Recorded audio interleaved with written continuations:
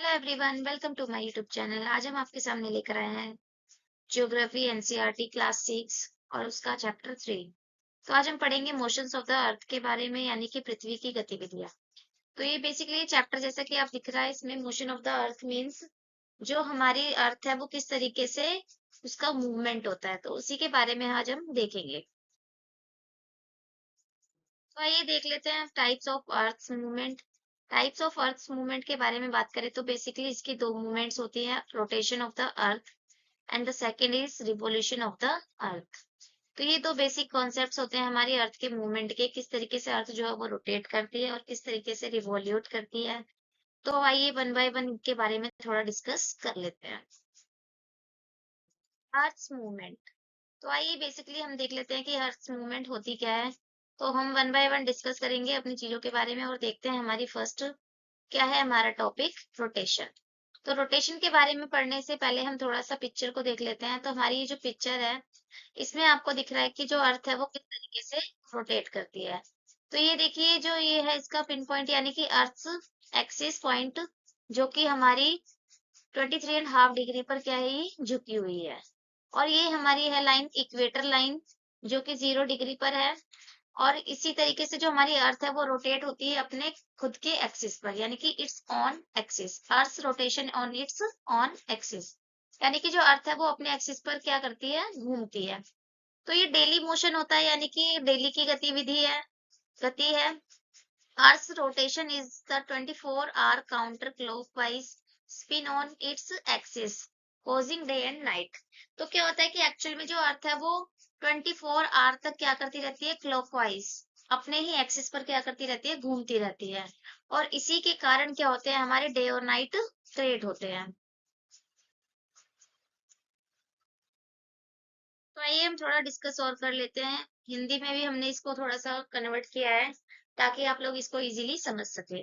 तो देखिए इसमें होता है क्या है, अर्थ रोटेशन यानी पृथ्वी की जो गति है, उसमें हम पृथ्वी का घूर्णन यानी कि रोटेशन की अगर हम बात करें तो ये क्या है, एक दैनिक गति है।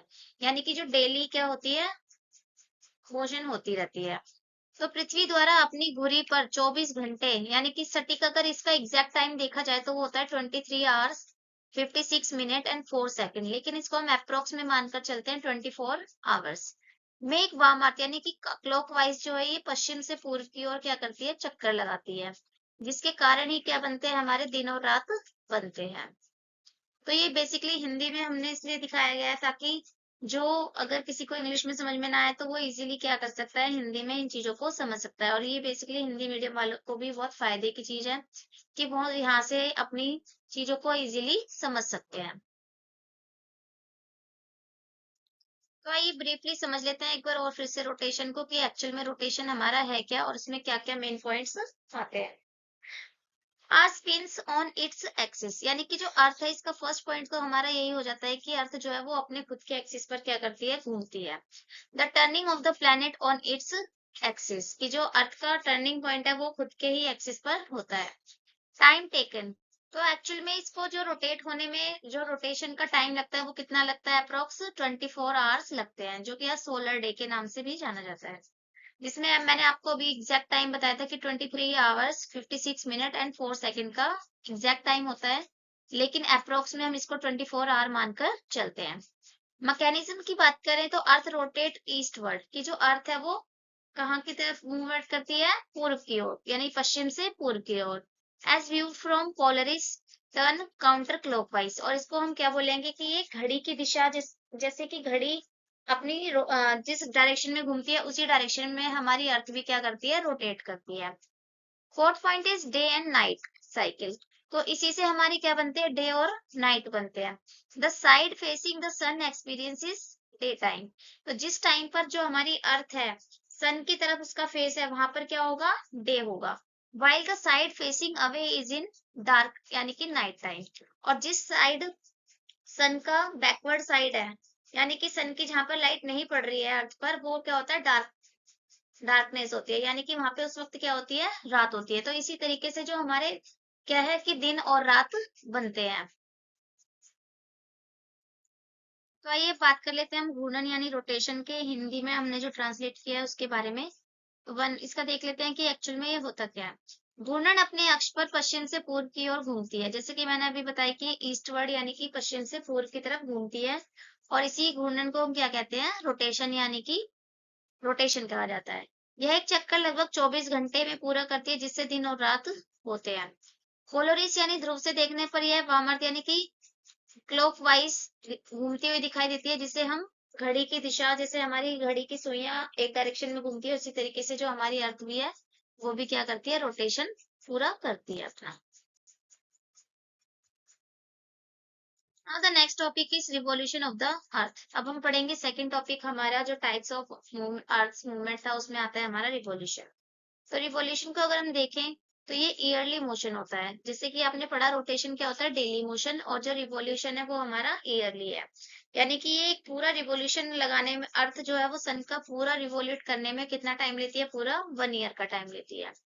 तो revolution is 360.25 day orbit around the sun, यानी ये सन का चक्कर लगाने में कितना टाइम लेती है, 365.225 days, resulting in years and season. और इसका रिजल्ट क्या होता है कि इससे हमारे साल बनते हैं और सीजन्स बनते हैं, यानी कि मौसम बनते हैं। यहाँ पर ये जो मैंने आपको पिक्चर दिखाई है, तो इस पिक्चर से आप इजीली देख सकते हैं कि जो हमारी अर्थ है वो क्या कर रही है, ये पूरे साल में चक्कर लगा रही है।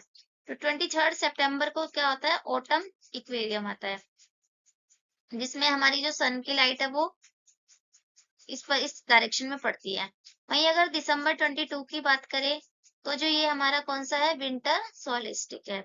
और अगर हम मार्च में बात करें तो ये स्प्रिंग मौसम आ जाता है, और जून की अगर हम बात करें तो ये हमारा समर सीजन आ जाता है। तो यहाँ पे हमारे चारों सीजन्स के बारे में भी डिफाइन हो गया है कि किस तरीके से सन के थ्रू क्या बन रहे हैं, हमारे सीजन्स बन रहे हैं।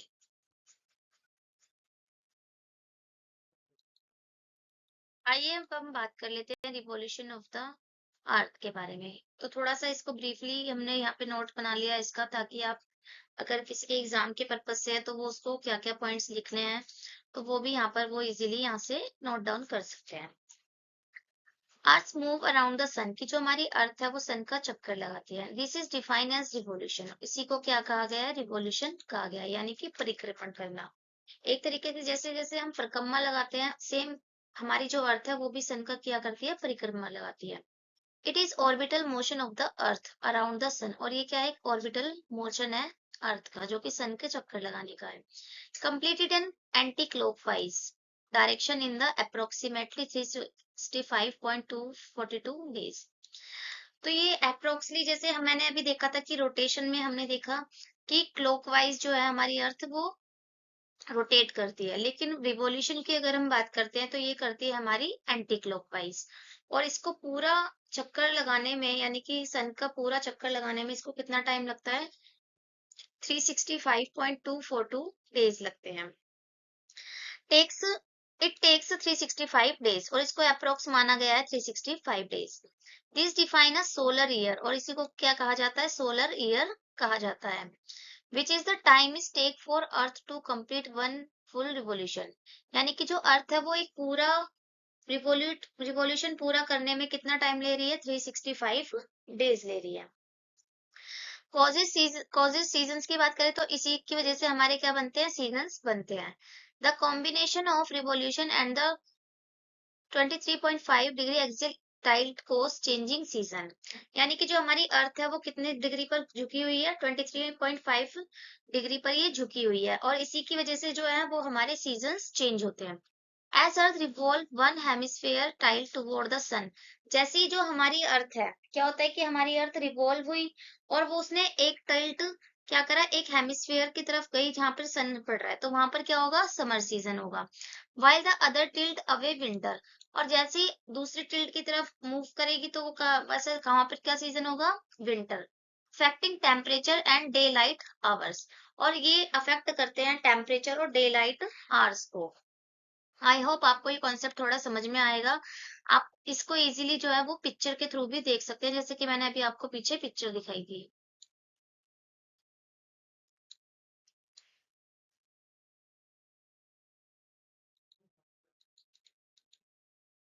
तो आइए अब हम बात कर लेते हैं सीजन्स की। तो जैसा कि हमें पता चला हमने अभी पीछे पढ़ा कि हमारे जो सीजन्स है वो किसकी वजह से फॉर्म होते हैं, रिवॉल्यूशन की वजह से। तो there are 4 seasons, first is summer, winter, spring, autumn. और ये सब होते किसकी वजह से, due to tilt of earth axis, कि जो हमारी अर्थ है जिस एक्सिस पर वो झुकी हुई है उसी के कारण क्या है, ये हमारे चारों सीजन्स बनते हैं।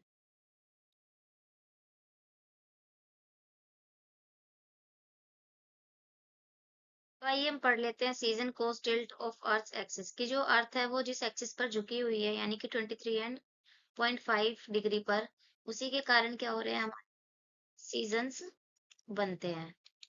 तो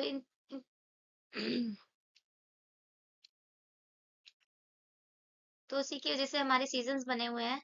और ये क्या होता है कि एक्चुअल में पृथ्वी जिस एक्सिस पर झुकी हुई है यानी कि 23.5 डिग्री पर, इसी झुकाव और सूर्य के चारों ओर परिक्रमा यानी रिवॉल्यूशन के कारण जो है अलग अलग समय पर पृथ्वी के अलग अलग हिस्सों में क्या होती है कि जो सूर्य की रोशनी है वो कम और ज्यादा पड़ती है, जिससे हमारे जो मौसम है वो बदलते रहते हैं। तो इसमें मेनली होता क्या है कि इसमें 4 डायरेक्शंस होती है, हमारी 4 स्थितियां आ जाती हैं। फर्स्ट स्थिति की अगर हम बात करें तो सितंबर 22 एंड 23 की बात करते हैं। तो इसमें होता क्या है कि यहाँ पे हमारी जो इसको बोलते हैं एक्चुअल में शरद विषुव यानी कि ऑटमन, यानी शरद विषुव के नाम से इसको जाना जाता है। यहाँ पे जो सूर्य की रेखाएं हैं फिर से जो है भूमि कहाँ पर पड़ रही है, देखिए हमारी जो सनलाइट है, ये जो सनलाइट है ये हमारी सीधी इक्वेटर पर पड़ रही है, यानी कि जो हमारी भूमध्य रेखा है उस पर सीधी पड़ती है। और यहाँ पर क्या होता है, दिन और रात जो है वो बराबर है, क्योंकि यहाँ पर देखिए जो लाइट है हमारी पूरे अर्थ पर इक्वली पड़ रही है। तो जिससे जिससे क्या होता है कि जो हमारा नॉर्दर्न हेमिस्फीयर होता है वहां पे कौन सा मौसम होता है, ऑटम सीजन पाया जाता है यहाँ। वहीं अगर हम दूसरे बात करें तो हम बात करते हैं 21 एंड 22 दिसंबर की। तो यहाँ देखिए जो हमारे सन की जो लाइट है ये हमारी इस डायरेक्शन में पड़ रही है। तो यहाँ पे होता क्या है, ये हमारी इक्वेटर लाइन है और इक्वेटर से ऊपर हमारा नॉर्दर्न है और इससे हमारा नीचे साउदर्न हेमिस्फीयर होता है। तो जो नॉर्दर्न हेमिस्फीयर है वो हमारा सन से क्या है, बहुत ज्यादा दूर जा चुका है। और जब दूर गया यानी कि सनलाइट यहाँ पर कम पड़ रही है, तो यहाँ पे जो मौसम होगा नॉर्दर्न हेमिस्फीयर में वो कैसा होगा, कोल्ड होगा, विंटर वाला।